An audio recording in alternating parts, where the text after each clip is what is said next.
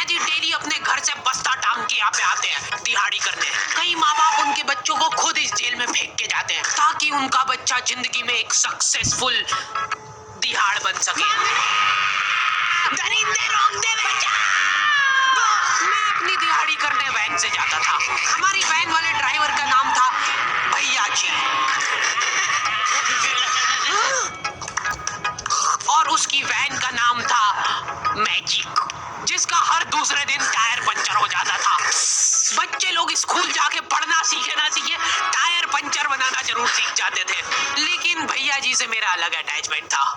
उनसे मेरे को दिल से नफरत थी। ये आदमी सुबह 5 बजे आके मेरे घर के सामने हॉर्न बजाता था। अरे भैयू, ओए भैयू, जल्दी से तैयार हो जा बेटा, 5 मिनट में निकलना है फटाफट। 9 बजे का स्कूल है यार हमारा। लेकिन ये आदमी सुबह सबसे पहले आके मेरे को लेता था। उसके बाद हम 3-4 घंटे पूरे शहर भ्रमण पे निकलते थे। शहर के पूरे आखिरी कोने से बच्चे ले लेके आता था ये आदमी। जहाँ पे वैन जा भी नहीं सकती उधर कूदा कूदा के ले जाता था ये, और फिर टायर पंचर हो जाते थे।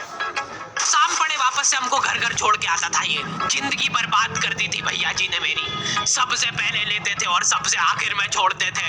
लेकिन मैं फिर भी उसी वैन में जाता था क्योंकि चमेली भी हमारी वैन में आती थी। और बात यह है कि वो मेरे पास ही बैठती थी, मतलब मजबूरन। उसके पास और कोई ऑप्शन ही नहीं बचता था और मैं बचाता भी नहीं था। मैं घर पे जाते से जो 2-3 घंटे मेरे को सोने के लिए मिलते थे उसमें सोता नहीं था और मैं प्लानिंग करता था कि कैसे चमेली सिर्फ मेरे पास बैठे। चमेली सबसे आखिर में आती थी और मैं सबसे पहले सुनसान वैन में चढ़ के बस्ता अपने पास में रख के और फसर के सो जाता था। बाकी सारे बच्चे अपना बस्ता गोदी में रखते थे क्योंकि तुम्हारे बाप की वैन नहीं है, मतलब मेरे भी नहीं थी, पर मेरे ऊपर भैया जी को तरस आ जाता था कि बेचारा 5 बजे से आया है, तो वो सोने देते थे।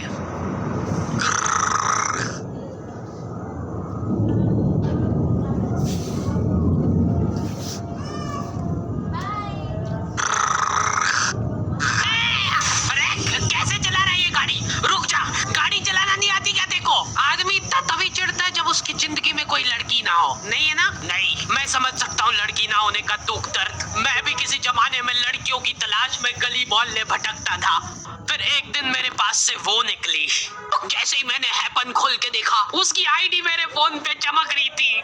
हैपन ये एक रियल लाइफ डेटिंग ऐप है। यहाँ पे तुमको वो लोग मिलेंगे जो तुम्हारे आस पड़ोस से निकले हो कभी न कभी। 100 किलोमीटर दूर रहने वाले लोगों से बात करके फायदा ही क्या जब तुम मिल ही ना पाओ। और अगर तुम्हारी घिनौनी शक्ल देख के यहाँ पे तुमसे कोई प्यार मोहब्बत नहीं भी करता है तो तुम फ्रेंडशिप तो कर ही सकते हो फिर भी। So go and check it out happen. Link is in the description. लेकिन मैं सोता नहीं था। मैं आंख बंद करके चमेली के घर का इंतजार करता था। तो क्योंकि चमेली आखिरी में आती थी तो वैन पूरी पैक पुक हो रखी होती थी। बच्चे बाहर उबल रहे होते थे और मैं अपना बस्ता पास में रख के एक्टिंग देखो एक्टिंग। और जैसे ही वो आती थी हड़बड़ाना नहीं, ऐसे टाइम पे हड़बड़ाते नहीं है कि फटाफट बैग उठाया और आओ इधर बैठो जल्दी। मत करना ये हरकत, भाग जाएगी वो। धड़क नहीं झलकना चाहिए जरा से भी, एकदम सटल रखना है। क्या हुआ? और कहीं जगह नहीं है क्या? तेरे मुंह में मुंह दूंगा मैं। अच्छा ठीक है, इधर ही बैठ जाओ। देख रहे हो एक्टिंग देखो तुम लौटने की। ना जाने कौन सी नशीली खट्टी मीठी खुशबू लगा के आती थी चमेली। आज तक उसकी खुशबू है मेरी नाक में। मैं वो खुशबू का पूरा मजा ले ही रहा होता हूँ, इतने में एकदम भभका बास आती है निगाह से। जैसे ही मैं बाहर झांकता हूँ मरा हुआ कुत्ता पड़ा है वहाँ पे। एक काली कार सूख करके निकली और मेरे बच्चे को मार दिया। कैसे करके निकली? शूक ऐसे नहीं निकली थी, मैं यहीं पे खड़ा था। वो कार आई थी और जैसे ही वो बच्चा नीचे आया तब वो खड़ा, वो बच्चा चिल्लाया और फिर कार करके भाग गई। उधर कुछ बच्चे ऑटो रिक्शा से भी आते थे स्कूल। ऐसा लगता था कि पूरे स्कूल के बच्चे इस एक ऑटो रिक्शा में ठूस ठूस के ले जाता है वो। ऑटो वाले और भैया जी दोस्त थे और अब ये बीच सड़क पे रेसिंग लगवा रहे हैं। इनकी गाड़ियां उबला रही है बच्चों से, फिर भी नहीं मान रहे ये लोग। स्कूल जाके वो पीछे मुलट के देख रहा है तो एक बच्चा नहीं बचा उसके ऑटो रिक्शा में। हमारे भैया जी बेचारे पीछे से उनके गिरे हुए बच्चों को उठा उठा के ला रहे थे।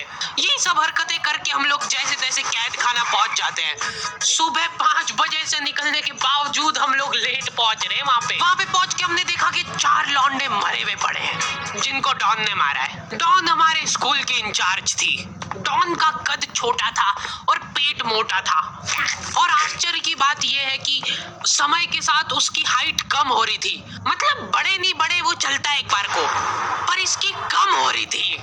डॉन बहुत स्ट्रगल करके कार से स्कूल आती थी खड़े होके, क्योंकि बैठ जाए तो उसको सामने की सड़क नहीं दिखती थी। वो अलग बात है, खड़े होके भी पूरा नहीं दिखता था। हर रोज 2-4 कुत्ते कुचलते हुए आती थी वो। फिर मेरे को समझ आया कि रास्ते में जो कुत्ते दिखे थे वो डॉन इस कैद खाने में छत पे बैठी रहती थी स्नाइपर लेके।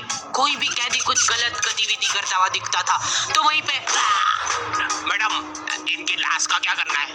अरे ये तो आपको पता ही है। कहाँ रह गए थे यार झमू दीदी? फटाफट ये खून वून साफ करो। झमू दीदी बुलेट से स्कूल आते थे और ये अफवाह फैली भी थी पूरे स्कूल में कि उनके घर पे मर्सिडीज भी है। लेकिन झमू दीदी हम्बल रहना पसंद करते हैं। ऐसा कहा जाता था कि ये स्कूल ऑन पेपर झमू दीदी के नाम पे ही है, पर वो हम्बल रहने के लिए यहाँ पे झाड़ू पोछा लगाती है। वैसे मैडम इन्होंने करा क्या था? गैर कानूनी पेन फाइट का सट्टा खेलते थे ये लोग क्लास में। उससे मेरे को प्रॉब्लम नहीं है, मेरे को क्यों नहीं? हाँ, हमारी क्लास में पेन फाइट का सट्टा चलता था। हमारे इधर जो लौंडा पेन फाइट में जीतता था, सामने वाले का